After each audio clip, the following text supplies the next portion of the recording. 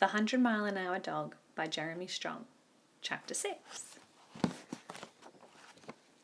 Maybe he's been shopping, I said. Don't be stupid, Trev. He lives up your road. He hardly likes to go shopping and then drag it all the way across the field. Well, what do you think he's doing then? I asked. Tina checked the direction in which Charlie was heading. Her voice took on an excited edge. He's going to the bath. He's heading straight for the tin bath. Look, he's stopped. What's he doing? Charlie leaned over the trolley, puffing slightly. Yanking it across the field must have been hard work. Now that he'd stopped moving about, I could see that it wasn't a tub in the trolley, but a large bucket with a snap lid on. Charlie had another good look round, pulled the lid off and carefully lifted out the bucket. He balanced it on the side of the bath. Even Tina could see all this, but she couldn't tell what was in the bucket. What's he doing? She repeated impatiently.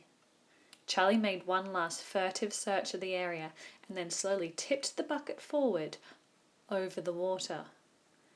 Out slopped something very dark green, something glistening with slime, something that looked like the killer squid from Planet Squirk.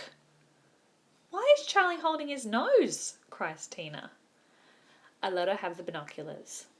She was in time to see the last dregs of muck from the bottom of the bucket being emptied out into the rusty bath. I don't believe it, she cried. The dirty rotten cheat! He's putting even more revolting stuff in there. You know what this means, don't you? Yeah, I said. We're going to get very, very dirty when we get in that bath. Tina wasn't listening. He can't do this. He can't do things like that. It's cheating. This means war. I had to admire Tina. I mean, declaring war on Charlie Smug was a bit like Iceland deciding to attack America. What shall we do first? I asked. Send in our non-existent tanks to blast him to pieces with our non-existent missiles? Tina coloured slightly. Well, it's not fair, she grumbled. And if there is anything we can do about it, then we're going to do it. Okay, I agreed.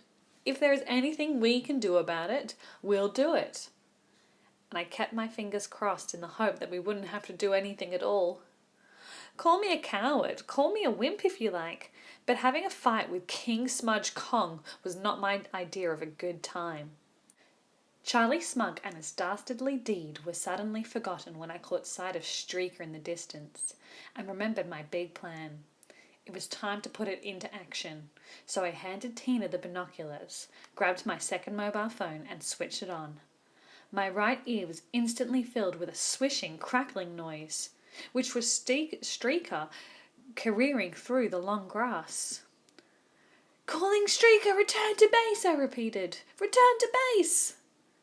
Tina began to splutter. She's a dog, Trev. Not a fighter plane. Want a bet? Come in, Streaker. I can see her, cried Tina, peering through the binoculars. At the far end of the trees. There! We're over here! I shouted into the phone. Come on, it's time to go home. Return to base. She's coming back, said Tina excitedly. My mobile was filled with the sound of pounding paws and grass and bushes banging against the dog and phone. Hang on! Tina gave a dismayed cry. Charlie's Alsatians are after her. Now what do we do? Sure enough, the 3 Alsatians were hot on Streaker's tail. I scrambled down the tree at breakneck speed, somehow managing to fall the last bit and land in some nettles. I struggled painfully to get to my feet and bam! I was immediately knocked flying by Streaker as she went charging past, panting furiously and heading for the road. Covered in a second set of nettle stings, I dragged myself upright once again and bam! Bam! Bam! The first Alsatian spun me around like an egg whisk. The second knocked me straight back into the nettles, and the third simply pounded across my chest as if some kind of very useful bridge had magically appeared in front of it. The Alsatians carried on the chase, barking away merrily and obviously thinking that the whole business had been set up for their entertainment. Meanwhile, I sat in the only clump of nettles in the world that needed a set of traffic lights. Tina dragged me out and we hurried down the road, just in time to see Streaker go whizzing into somebody's front garden, closely followed by 3 slavering Alsatians. Poor Streaker was trapped.